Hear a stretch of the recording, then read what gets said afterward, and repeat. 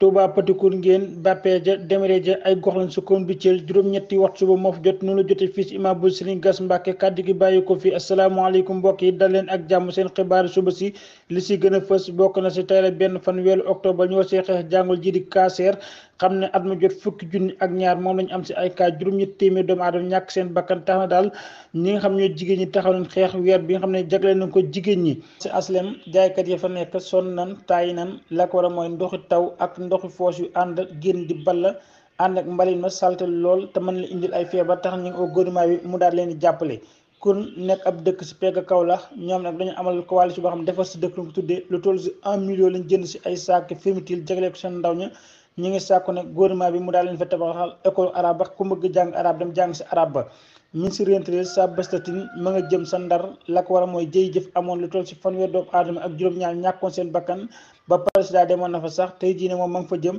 gannaaw communautaire yi nga xam ne dañu fa samp ay coalition xam ne dañuy xeex Barça wala Barsaq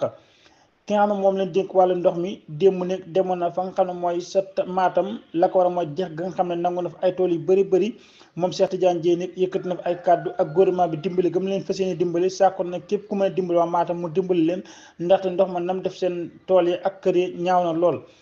xibaar yi bokk na si coalition yi ñu nemmeeku lu si mel ni coalition Wallu ak Takku ñoom nekk jamono ji ay réeroo am na fa.